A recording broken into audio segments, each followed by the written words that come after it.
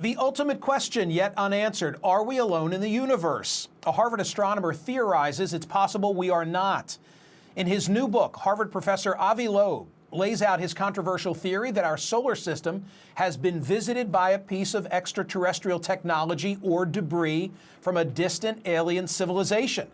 This object was first spotted in 2017 by a telescope in Hawaii, where it got its nickname, Oumuamua, Hawaiian for scout. Its unusual speed and trajectory didn't have any markings of traditional asteroids or comets, stumping astronomers. He's written several books and hundreds of academic papers on topics like the early days of the universe, black holes, and the search for extraterrestrial life.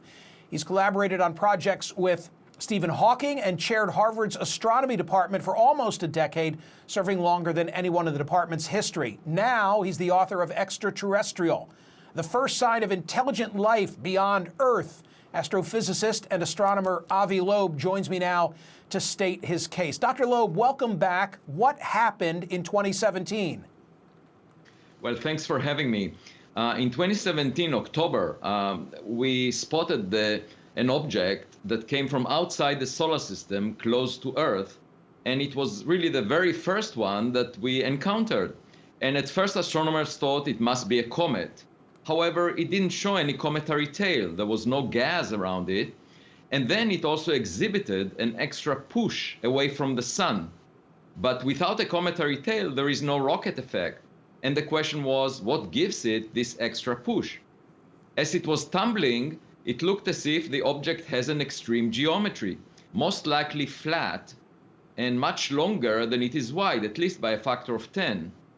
And it also came from a very special frame, the one that is obtained by averaging the motions of all the stars near the sun. So it was just like a buoy sitting on the surface of the ocean, and the solar system bumped into it. And we looked at many possible explanations for these anomalies, and I concluded that it may well be an artificial object, something produced by another civilization. There are a number of images in the book, which, by the way, I've read and enjoyed, and one of them shows an artist's impression of Oumuamua as a light sail. Can we put this up, Catherine, alongside a conventional rendering of the object as an oblong, cigar-shaped rock? Tell me what we're looking at in that image as we put it on the screen. Right. So the object exhibited an extra push away from the sun that behaved just like a light sail, in the sense that the extra push declined with distance inversely as distance squared.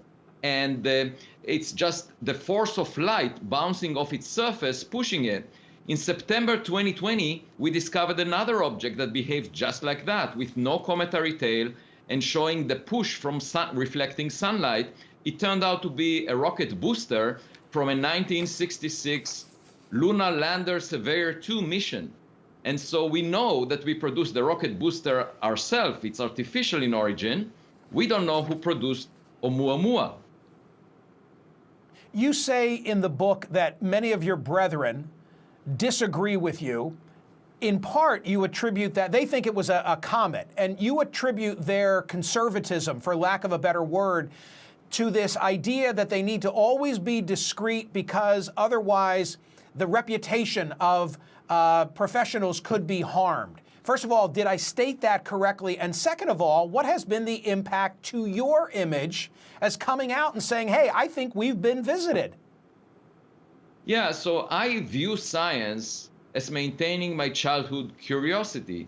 Basically, we wonder about the world, we try to figure it out, and that implies that we should be willing to take risks and make mistakes.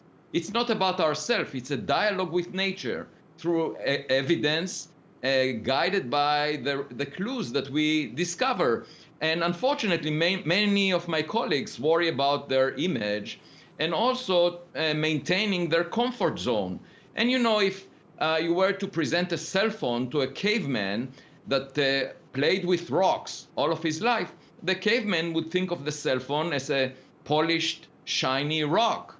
And so it's quite natural to stick to old ideas, but I don't find it speculative at all to imagine that we are not the smartest kid on the block.